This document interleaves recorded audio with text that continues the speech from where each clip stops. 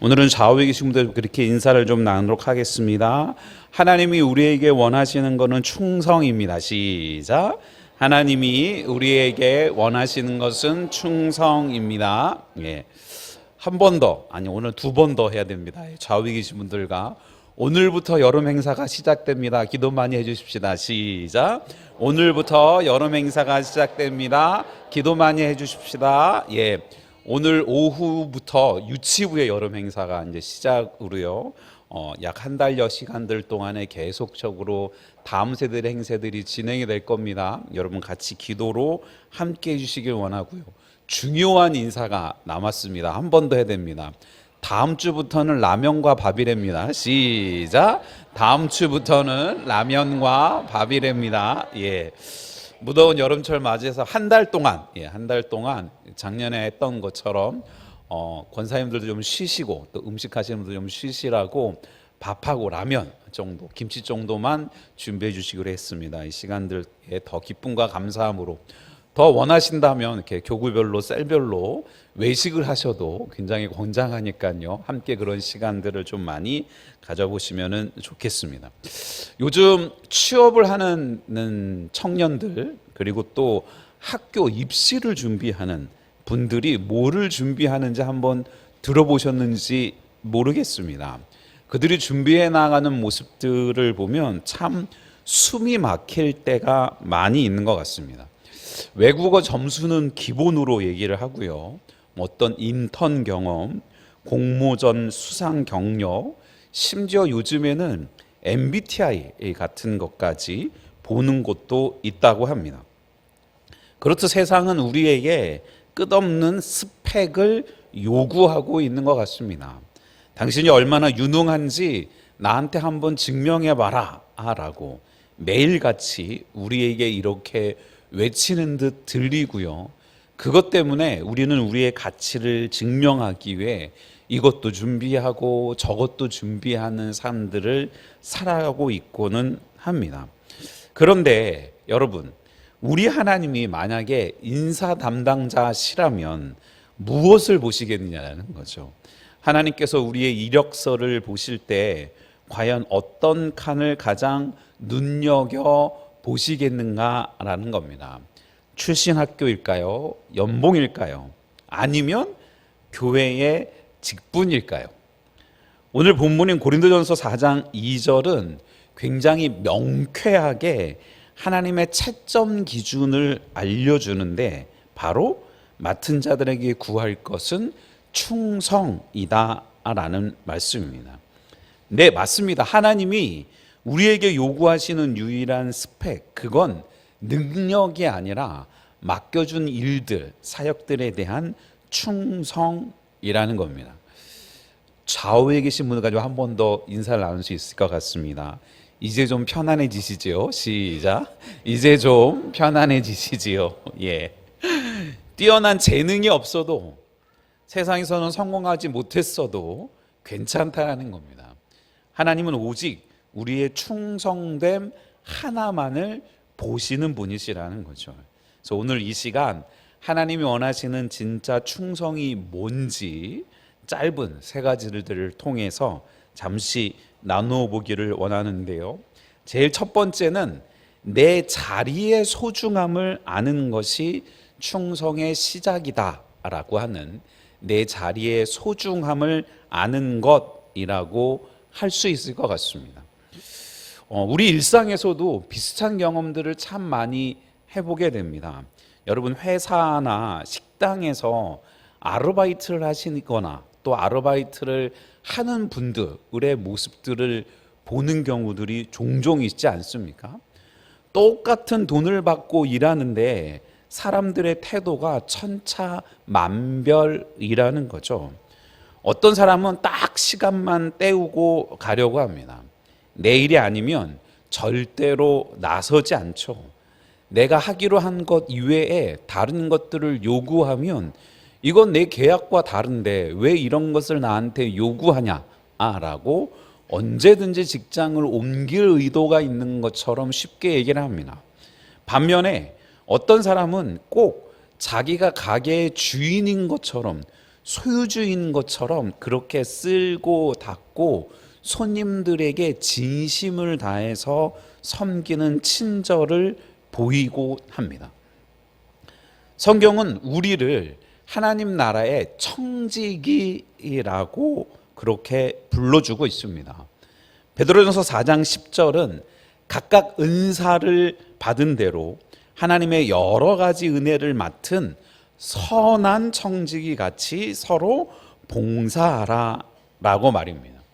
이미 아시는 것처럼 청지기란 주인의 집안일을 맡아보는 사람입니다. 내가 지금 서 있는 이 자리, 직장, 가정, 그리고 우리 교회가 바로 하나님께서 우리에게, 나에게 믿고 맡겨주신 일터라는 겁니다. 충성은 대단한 일을 벌이는 게 아니라는 겁니다. 하나님이 나에게 허락하신 지금 이 자리를 소중히 여기는 태도라는 겁니다. 그런데 우리는 자꾸 불평할 때가 많습니다. 하나님, 왜 저는 이 정도밖에 안 주셨어요? 남들처럼 좀 크고 멋진 일 좀 맡겨주시면 안 되나요? 라고 하지만 하나님의 생각은 조금 다른 듯이 보입니다. 왜냐하면 누가복음 16장 10절에 말씀하시기를 지극히 작은 것에 충성된 자는 큰 것에도 충성되고 지극히 작은 것에 불의한 자는 큰 것에도 불의하느니라 라고 말씀하고 계시기 때문입니다. 하나님은 우리가 큰 일을 해내기 전에 먼저 작은 일을 어떻게 대하는지 테스트 하신다라는 겁니다. 오늘 하루 직장에서 남들이 꺼르는 귀찮은 서류 작업 하나를 정성껏 해내는 것, 집에서 묵묵히 청소를 하고 밥을 짓는 것, 교회에서 아무도 몰라주는 뒷정리를 도맡아 하는 것, 성도들을 위해 땀을 흘리고 시간을 내서 섬기는 것, 그 모든 것이 바로 하나님이 기뻐하시는 충성이라는 겁니다. 내가 선 이 자리가 하나님이 맡기신 거룩한 자리임을 기억하면서 성실하게 오늘 하루하루를 채워가는 저와 여러분들 되시기를 주님의 이름으로 축원을 드립니다. 축원드립니다. 그리고 오늘 우리가 느끼는 그 하찮고 귀찮아 보이는 그 일이 누군가에는 또 부러움의 대상이 될 수 있다는 것도 우리는 잊지 말아야 한다는 겁니다. 우리가 잘 아는 세상의 격언들 중에 그런 말이 있습니다. 오늘의 비참해 보이는 당신의 하루는 누군가 그토록 갈망했던 하루일 수 있다라고 하는 말처럼 우리의 자리에서, 우리의 시간 속에서 그 소중함의 가치를 잊지 않고 살아가는 우리가 되기를 또 주님의 이름으로 축원을 드립니다. 축원드립니다. 좌우에 계신 분과 좀 그렇게 좀 권면하도록 할까요? 당신은 그런 소중한 사람입니다. 시작. 당신은 그런 소중한 사람입니다. 예. 두 번째는 박수 소리가 멈춘 곳에서도 변함이 없어야 한다는 겁니다. 우리는 누군가에게 잘 보이고 싶을 때 어떻게 행동하나요? 그 사람이 볼 때는 엄청 열심히 하다가도 안 볼 때는 슬쩍 요령을 피우게 됩니다.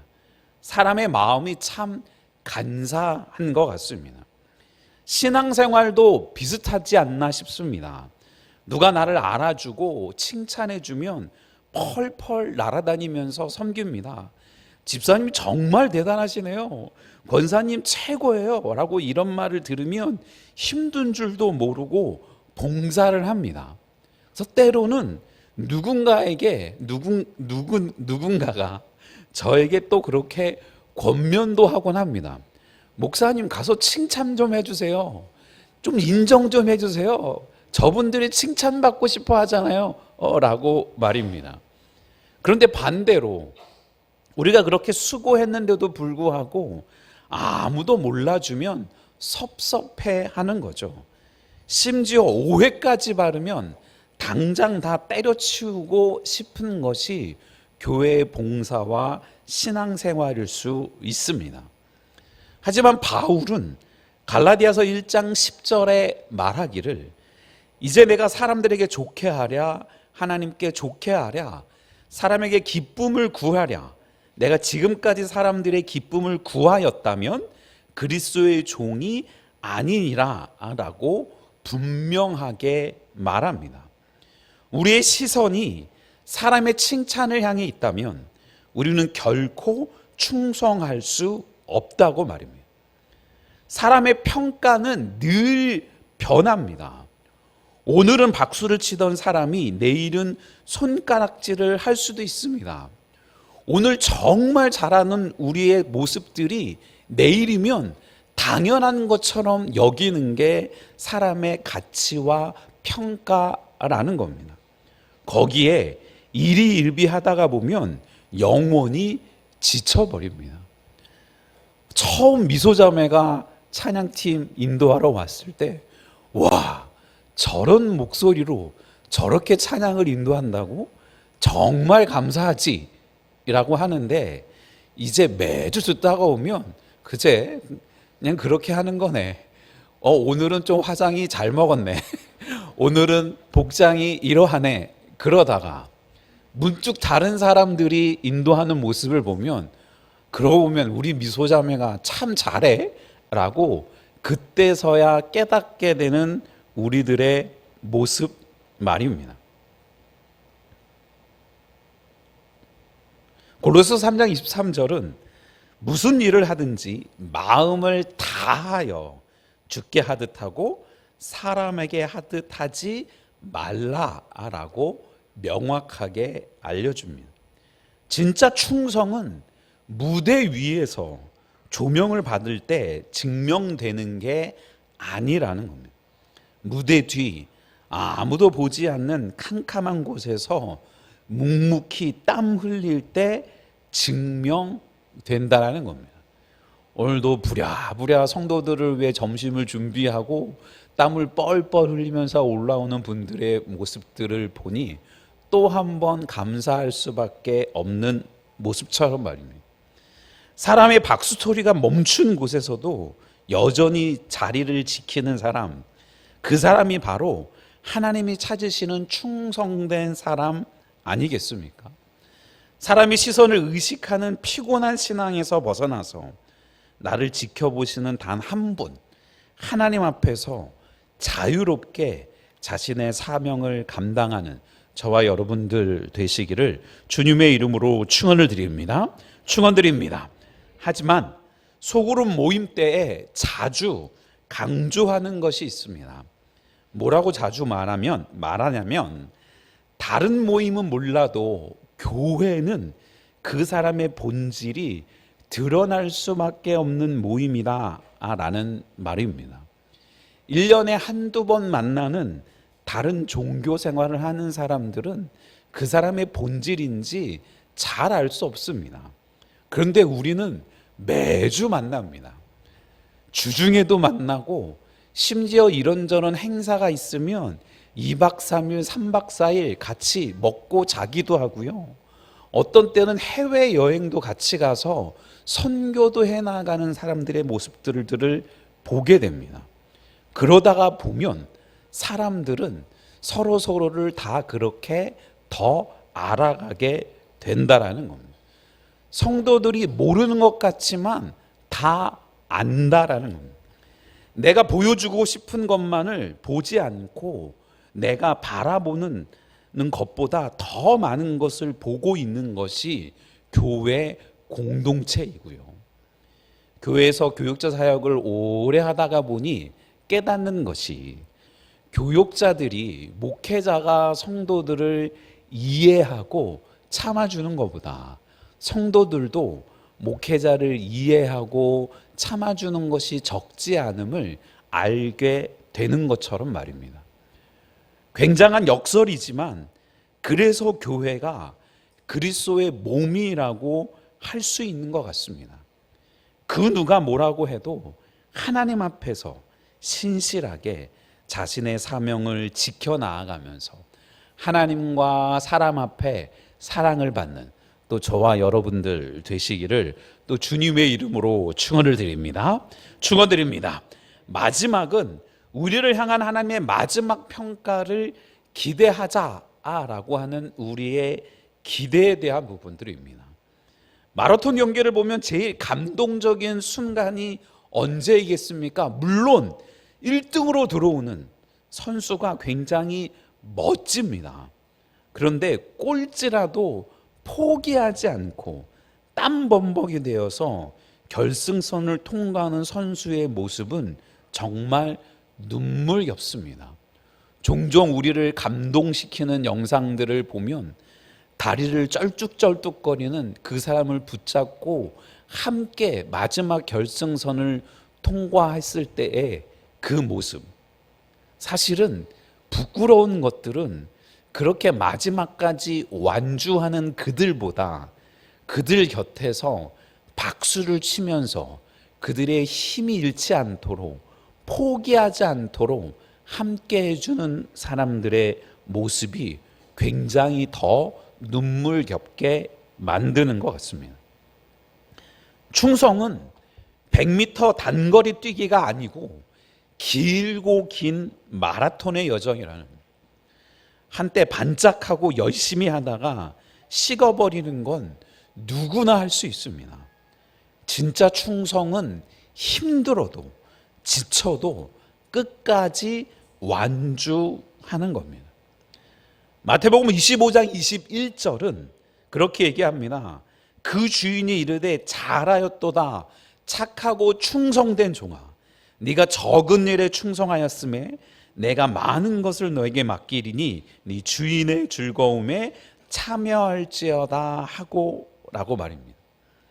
이 말씀은 우리 인생의 마라톤이 다 끝나는 날 결승선에서 우리를 기다리시는 예수님이 해주시는 말씀이라는 겁니다. 수고했다, 정말 잘 참아냈다, 착하고 충성된 내 아들아 딸아 라고 말입니다. 그래, 네가 1등 했으니 참 잘했다, 2등 했으니 참 잘했다가 아니라 네가 끝까지 나를 바라보고 충성하고 그 길을 왔으니 정말 너는 내 아들과 내 딸이 맞구나 라고 인정해 주시는, 우리를 안아주시며 이 말씀을 해주실 때 이 땅에서 흘렸던 억울한 눈물, 아무도 몰라줬던 수고가 단번에 씻겨 내려가지 않겠습니까? 계시록 2장 10절은 한 걸음 더 나아가서 우리에게 얘기하기를 너는 장차 받을 고난을 두려워하지 말라. 볼지어다 마귀가 장차 너희 가운데 몇 사람을 옥에 던져 시험을 받게 하리니 너희가 10일 동안 환난을 받으리라. 네가 죽도록 충성하라. 그리하면 내가 생명의 관을 내게 주리라 라고까지 이야기를 합니다. 마지막 그 순간까지 우리가 편안하게 그 길을 갈 수 있도록 마귀가 우리를 내버려 두지 않을 거라는 겁니다. 하지만 주님이 우리에게 주실 상급은 시들지 않는 생명의 관, 면류관이라는 겁니다. 여러분, 혹시 지금 너무 지쳐서 주저앉고 싶으신 분들이 혹시 계시는지요? 직장에서 치이고 관계 때문에 상처받고 가장 가까운 사람들의 말 한마디 때문에 삶이 무너지고 내 신앙이 바닥치는 것 같아 괴로우신 분들이 혹시 계십니까? 조금만 더 버텨보십시오. 여러분이 견뎌내는 그 하루하루가 결코 헛되지 않을 것입니다. 당장 내 눈앞에는 결과가 보이지 않아도 괜찮습니다. 우리 인생의 유일한 심판관이신 하나님이 여러분의 모든 눈물과 땀방울들을 다 하나하나 세고 계시기 때문입니다. 마지막 그날에 주님이 씌워주실 생명의 면류관을 바라보면서 다시 한번 툭툭 일어나고 무릎을 짚고 일어서서 주의 은혜 가운데 함께 걸어 나아가는 저와 여러분들 되시기를 주님의 이름으로 축원을 드립니다. 축원드립니다. 말씀을 좀 정리하겠습니다. 하나님께서 우리에게 요구하시는 유일한 스펙은 충성입니다. 하나님이 맡겨주신 내 일상의 작은 자리를 소중히 여기십시다. 사람의 박수가 아니라 하나님의 시선만 의식하면서 묵묵히 그 길을 걸어갑시다. 인생의 마지막 날 주님이 주실 최고의 칭찬과 상급을 기대하면서 끝까지 완주합시다. 맡은 자들에게 구할 것은 충성이니라. 이번 한 주간 화려하게 무엇인가를 증명하려고 애쓰지 말고 그냥 우리가 서 있는 그 자리에서 조용히 땀 흘리며 성실히 살아내는 저와 여러분들 되시면 좋겠습니다. 바로 하나님을 감동시키는 최고의 충성이 바로 그런 삶이기 때문입니다.